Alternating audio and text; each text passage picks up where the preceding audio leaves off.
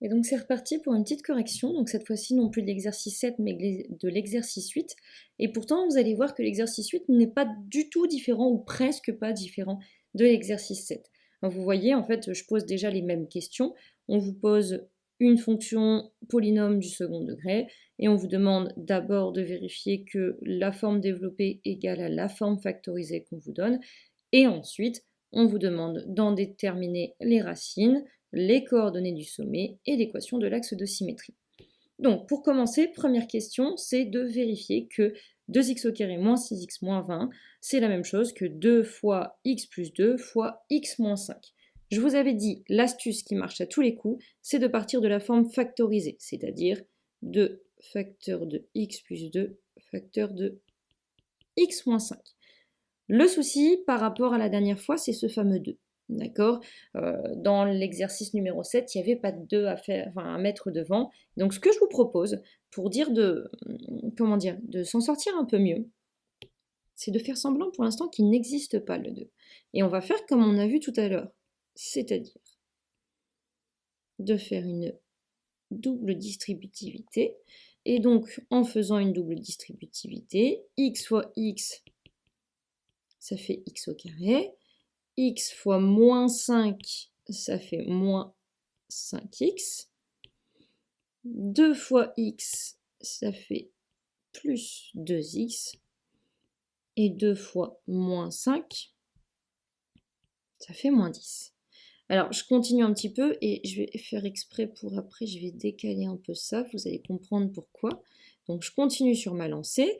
Je sais que les x au carré, il n'y en a qu'un seul. Le moins 10, il n'y en a qu'un seul. Et donc, il ne me reste plus qu'à relier les deux parties avec les x. Moins 5x au carré plus 2x, ça fait moins 3x. Donc, on a obtenu x au carré moins 3x moins 10. Mais il ne faut pas oublier que tout à l'heure, j'ai dit il y a un 2 devant qui nous embête. Alors ce 2, maintenant, je l'ai rajouté ici. Je vais le rajouter devant ce que j'avais trouvé en noir. Et donc, pour montrer que le 2 multiplie le tout, je mets ce qu'il y a en noir entre parenthèses. Et pareil ici, je mets un 2 devant, je mets tout ce que j'avais écrit en noir entre parenthèses. Et le 2 maintenant, qu'est-ce qu'on va pouvoir faire? Eh bien, on va pouvoir le multiplier à chaque partie qu'il y a à l'intérieur de la parenthèse. Et finalement, du coup, le résultat à la fin, ce sera 2 fois x au carré. Le 2 et le x au carré, ça se transforme en 2 fois x au carré. Ensuite, on a 2 fois moins 3x. Donc déjà, il y a du moins, donc j'obtiens du moins à la fin. Et 2 fois 3, ça fait 6, donc ça fait moins 6x. Et dernier calcul à faire, moins 10 fois le 2, il y avait un moins devant, donc je remets mon moins, et 2 fois 10, ça fait 20. Et c'est là qu'on est content parce que 2x au carré moins 6x moins 20, c'est exactement ce qu'on me demandait de trouver, c'est-à-dire c'est la fonction f de x. Et c'est bon, on a terminé. On a réussi à retomber sur nos pattes, à retrouver le résultat attendu. On arrête là, on a terminé la question 1. Maintenant, il n'y a plus qu'à faire la question B. Alors la question B, c'est comme la dernière fois, c'est-à-dire qu'il faut déterminer par le calcul algébriquement, en utilisant les informations qu'on a, plusieurs choses. Les racines, les coordonnées du sommet et l'équation de l'axe de symétrie. Alors, tout d'abord les racines. Je rappelle que c'est exactement le même principe que la dernière fois. Il faut se dire qu'on a une forme factorisée sur les yeux. Alors, la forme factorisée, c'est 2 facteur de x plus 2 facteur de x moins 5. Et nous, on connaît à la toute base la formule de la forme factorisée qui est a facteur de x moins x1 facteur de x moins x2. Alors, je vais essayer de le décaler un peu pour que ce soit bien en parallèle avec ce qu'il y a en dessous. Oups, c'est loupé. On va faire ça comme ça. Voilà. Donc, en regardant un petit peu ce que j'ai maintenant sous les yeux, on se rend vite compte d'une première chose, c'est que le a vaut 2. En même temps, c'était logique, c'était ce qu'il y avait devant le x au carré. Donc ça, pas grande surprise. Et après, il faut se dire, il faut que j'identifie mes racines. Mes racines, dans ma formule, c'est le x1 et le x2. Alors, pour le x2, c'est facile. Ici, c'est le 5, hein, et on ne touche à rien parce qu'il y a un moins ici, il y a un moins ici, donc je suis bien dans les clous de ma formule. Donc on sait que la première racine qu'on a trouvée ici, c'est 5. Et le problème qui se pose, c'est le x1. Le x1, combien il vaut? Le x1, il ne peut pas valoir juste 2, puisque vous avez tous remarqué que là, il y avait un moins dans la formule, et là, il n'y a pas de moins dans mon écriture. Donc pour que le moins se soit transformé en plus, il a fallu que j'écrive d'une manière ou d'une autre, moins 2 à un moment dans mon calcul. Et moins 2, ça fait bien le plus 2 qu'on avait. Et donc finalement, ma racine, c'est pas 2, mais c'est moins 2. J'ai donc, grâce à la forme factorisée,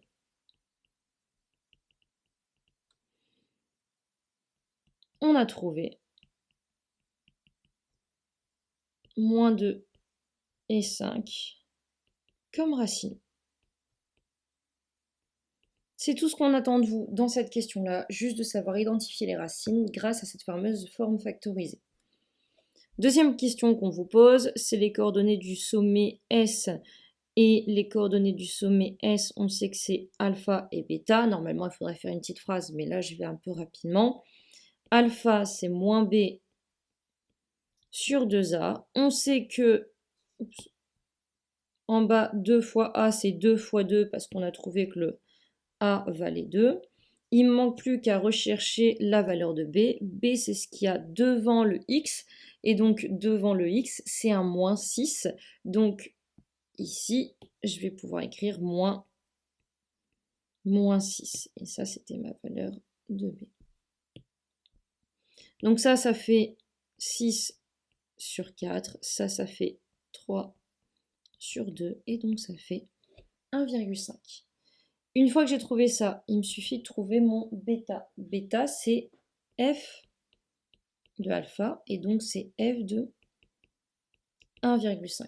Et pour calculer 1,5, finalement, il n'y a qu'une seule chose à faire, c'est d'aller regarder dans la fonction tout en haut, celle-ci, et de remplacer le x par 1,5. Donc, le calcul, ça va me donner 2 fois 1,5 au carré. Pas besoin de mettre de parenthèses parce qu'il n'y a pas de moins ou d'autres choses qui traînent. Moins 6 fois 1,5. Donc, à nouveau, je remplace mon x par 1,5 moins 20. Et donc ça me donne bêta égale moins 24,5.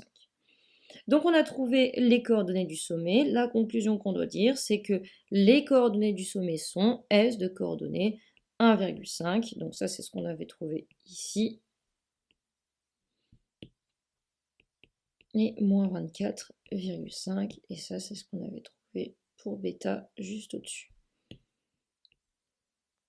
Dernière chose qu'on vous demande, c'est l'équation de l'axe de symétrie de la courbe représentative. Donc je vous passe la phrase qu'on est censé écrire, c'est-à-dire l'équation de l'axe de symétrie est 2 points. Et l'équation à écrire, c'est x égale alpha, sauf que alpha, on sait que c'est 1,5, donc x égale 1,5. Et ça, c'est la réponse attendue dans ce type d'exercice.